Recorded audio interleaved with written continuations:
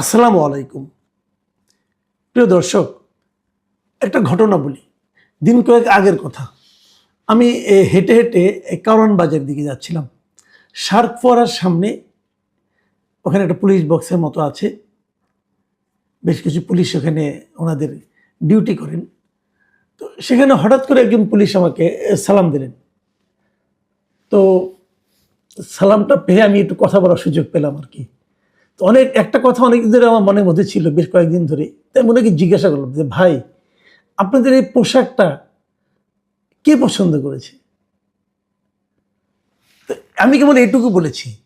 আমি বললাম না, মনে হলো ওনার মনের ভেতর থেকে ওনার অব্যক্ত, না বলা, বলতে না পারা অনেক কথা যেন হর হর করে বেরিয়ে এলো। এবং সে কথাগুলোর সারমর্মটা কি? তারা কেউ এই নতুন পোশাকটা পছন্দ করছে না।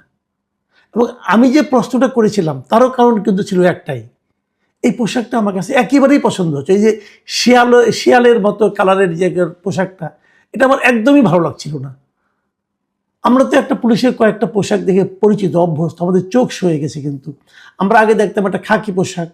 সেই খাকি পোশাক নিয়ে অনেকের আপত্তি ছিল, কারণ খাকি পোশাকটা দেখলেই আমরা ওই আপনার মানে পাকিস্তানি বাহিনী, হানাদার বাহিনীর যে পোশাক, খাকি রঙের পোশাক, সেটার কথা মনে পড়ে যায়। যাক, সে পোশাকটা 2003 কি 4 সালের দিকে ওই পোশাকটা চেঞ্জ হয়ে যায়। চেঞ্জ হয়ে এই যে নীল কালারের যে পোশাকটা দেওয়া হয়। এখন এই নীল কালারের পোশাকটা ভালোই ছিল, এটাকে চেঞ্জ করতে হলো কেন? এবং চেঞ্জ করে শিয়ালি কালারের মতো একটা পোশাক দেওয়া হলো কেন? তো আমি না ওই ভদ্রলোকের সঙ্গে অনেকক্ষণ আলাপ করলাম। আমি বললাম যে, ভাই, এই পোশাকটা যে আপনাদের দিয়েছে, এটা কি অন্য কোনো দেশের এই কালারের পোশাক আছে? তো উনি আমাকে জানালেন, আমি সত্য মিথ্যা জানি, উনি জানালেন যে থাইল্যান্ডের পুলিশের নাকি এই কালারের পোশাক আছে।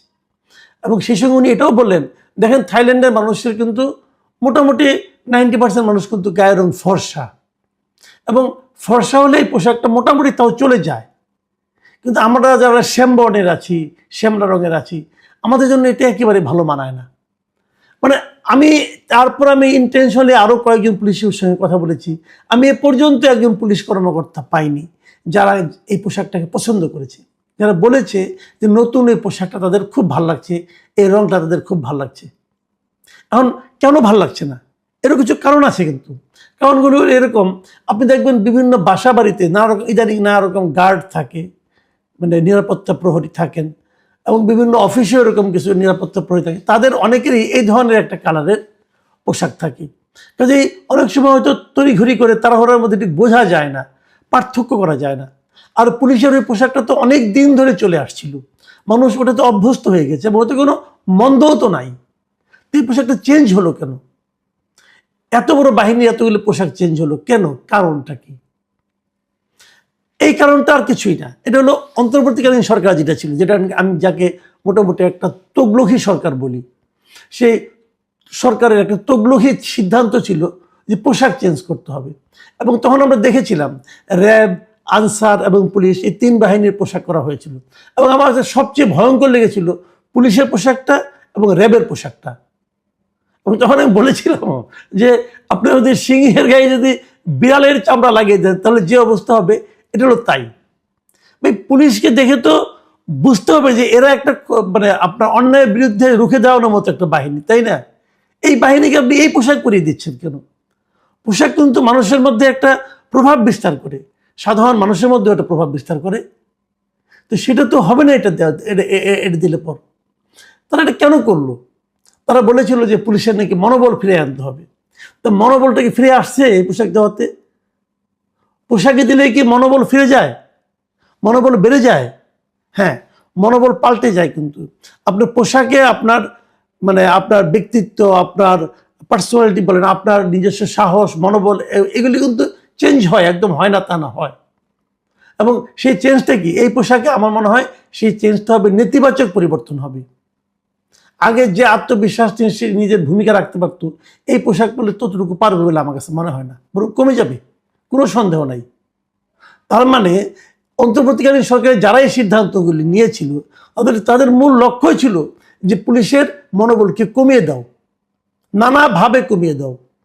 ওই যে তার ওসির সামনে যে ইন্টারমিডিয়েট পড়া এক ছেলে অথবা ফার্স্ট ইয়ারে পড়া এক ছেলে পায়ের উপরে পা তুলে বলবে যে আমার কথা শুনতে হবে, যে বলবে যে আপনি আমার কথা না শুনলে মনে রাখবেন অমুক জায়গায় আমি এসআইকে আগুন দিয়ে পুড়িয়ে দিয়েছিলাম, অমুক থানা পুড়িয়ে দিয়েছিলাম। পুলিশ কাচুমাচু হয়ে শুনবে সেগুলো।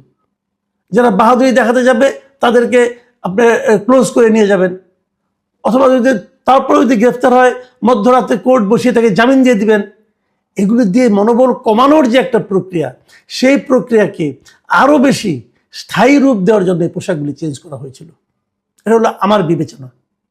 আজকে দেখলাম পুলিশের একটা অ্যাসোসিয়েশন, যে পুলিশ সার্ভিস অ্যাসোসিয়েশন, তারা একটা অফিসিয়ালি একটা বিবৃতিও দিয়েছে। সোমবার রাতে তারা বিবৃতিটা দিয়েছে এবং সেখানে তারা বলেছে যে এই পোশাকটা নির্বাচন নাকি করা হয়েছিল সম্পূর্ণ রকম মতামত না নিয়েই। তাদের ভাষায় তারা, আমি একটু পড়ে শোনাই তারা কি বলেছে। তারা বলেছে যে সাবেক অন্তর্বর্তী সরকার পুলিশ সদস্যদের গায়ের রং, আবহাওয়া এবং তাদের মতামত উপেক্ষা করেই কোনোরূপ জনমত যাচাই ছাড়া পোশাক নির্বাচন করে।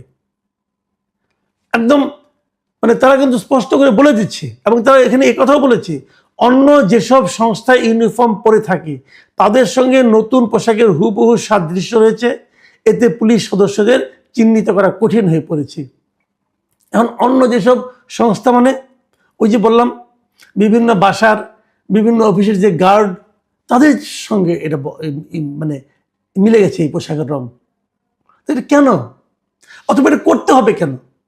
এই যে কেন কথাটা বললাম, এখানে হলো মূল ঘটনাটা। মূল ঘটনাটা হলো এই পোশাক চেঞ্জ করলে, ভাবেন তো সারা দেশের এত মানে হাজার হাজার পুলিশের পোশাক যদি চেঞ্জ করার দায়িত্ব দেওয়া হয় কাউকে, যে ঠিকাদাররা দায়িত্বটা পাবে, তাদের কী পরিমাণ প্রফিট হবে ভেবেছেন একবার? খোঁজ দিয়ে দেখেন কারা এগুলি করেছে, সমাধান পেয়ে যাবেন, উত্তর পেয়ে যাবেন। এটা কেন করতে হবে?